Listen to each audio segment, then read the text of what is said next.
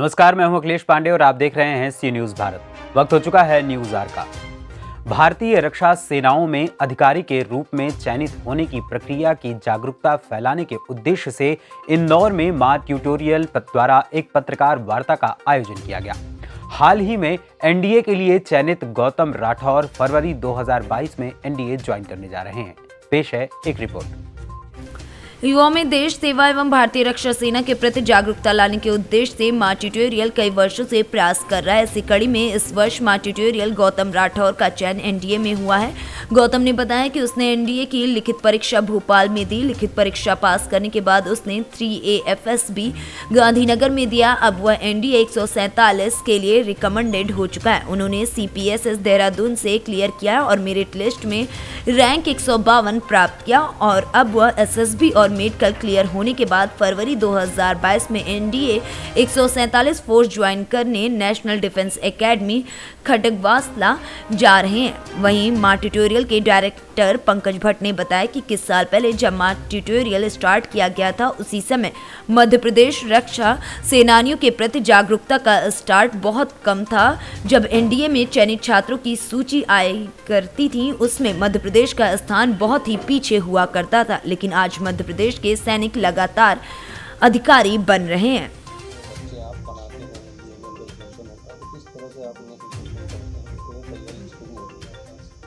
देखिए साहब, एनडीए की प्रिपरेशन जो है वो 2 चरणों में होती है। उसमें 2 चीज़ें समझने की ज़रूरत है। पहले लिखित परीक्षा होगी जो यूपीएससी कंडक्ट करती है।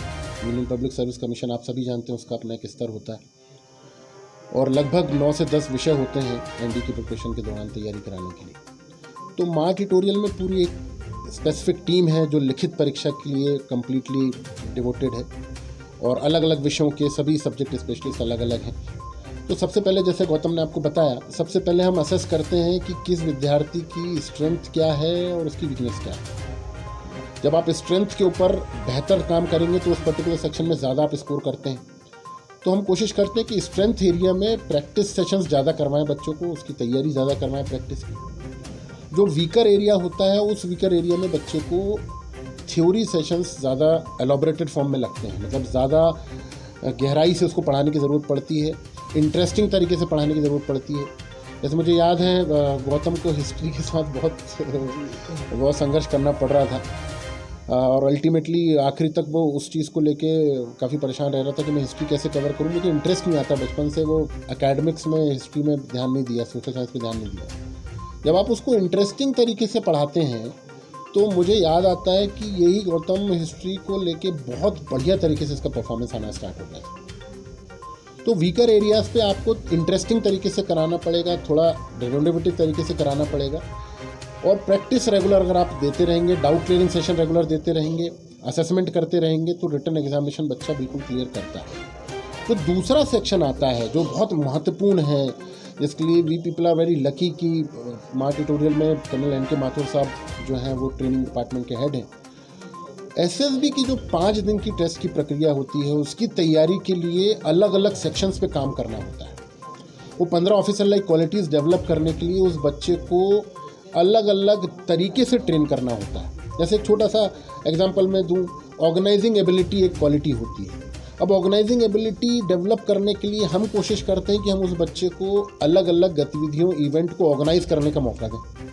सेंस ऑफ रिस्पॉन्सिबिलिटी डेवलप करना है, तो जब तक उसको जिम्मेदारियां नहीं दी जाएगी, जब तक उसको एहसास नहीं कराया जाएगा कि आपके सामने उन 3 सैनिकों की जिम्मेदारी आने वाली है, you should be responsible enough, तो वो बच्चा कैसे डेवलप होगा? क्योंकि वो कोई चैप्टर वाइज सिलेबस नहीं होता है, उसमें पर्सनैलिटी पे काम करना होता है। और यहाँ पर ये सबसे बड़ी विशेषता है कि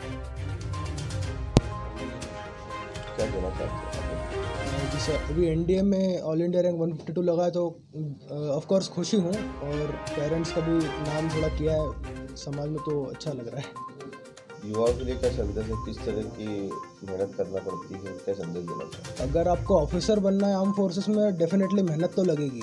अगर आप पीछे हट जाएंगे मेहनत के टाइम पे तो फिर होना तो नहीं है। तो कंटिन्यूसली मेहनत करेंगे तो ऑफ कोर्स रिजल्ट मिलेगा और अच्छा मार्गदर्शन मिल गया तो थोड़ा जल्दी मिल जाएगा। इस तरह की मेहनत रही पूरे यहाँ तक पहुँचने की आपकी? सब मेहनत हर एक फेज़ में रही। जैसे रिटर्न में मेहनत लगती है, पहले पूरा सिलेबस कवर करना पड़ता है, फिर एसएसबी के लिए पर्सनैलिटी पे थोड़ा वर्क करना पड़ता है, और अगर गाइडेंस अच्छा मिलता रहेगा जैसे सर ने मुझे किया था, कर्नल सर ने, पंकज सर ने, तो थोड़ा आसान होता गया और मेहनत फिर रिजल्ट में बदल जाती है। आपने कहा कि 2 बार असफल होने के बाद जी। तीसरी बार सफल हुआ। जो 2 बार जब असफल हुए उसमें उससे आपको कितनी मदद मिली तीसरी बार में? सर फेलियर के बाद ही सक्सेस आता है और बोलते हैं ना failure is the first step toward success, तो वो फर्स्ट स्टेप में चढ़ गया था तो आसान हुआ थोड़ा सा, वरना लॉन्ग जंप मारना पड़ता है। अब आगे क्या है आप? जी सर, अब ट्रेनिंग है तो ट्रेनिंग के लिए भी प्रिपेयर कर रहा हूँ, थोड़ा फिजिकल स्टैंडर्ड्स और इम्प्रूव कर रहा हूँ, तो और मेंटली भी खुद को प्रिपेयर कर रहा हूँ। घर वालों से 3 साल दूर रहना है, 4 साल दूर रहना है, तो उसके लिए घर वालों को भी प्रिपेयर कर रहा हूँ और खुद को भी प्रिपेयर कर रहा हूँ। जैसे आपने कहा कि बिना ज्ञान के कुछ नहीं होता, तो आपके जो वहाँ से आपको ये मिला, तो आपके माँ आपको पढ़ाई करी, जिस तरह की आपको उसकी सहायता मिली है? जी सर, पहले तो हमारा परफॉर्मेंस देखते हैं, किस एरिया में कौन अच्छा कर रहा है, कौन बुरा कर रहा है, तो उस वीक एरिया को पकड़ते हैं। अगर वीक एरिया को उन्होंने पकड़ के इम्प्रूव कर दिया तो पर्सनैलिटी इम्प्रूव ओवरऑल हो ही जाती है, तो सर वो काम करते थे। कहीं भी गलती हो रही है, कुछ भी हो रही है तो सर इम्प्रूव करते थे, डांटते थे, सब करते थे। आपका नाम बताइए। जी मेरा नाम गौतम राठौर है। इंदौर से सी न्यूज संवाददाता सुरेश बैरागी की रिपोर्ट। फिलहाल के लिए इस खबर में इतना ही। देश दुनिया की तमाम खबरों के लिए देखते रहें सी न्यूज़ भारत।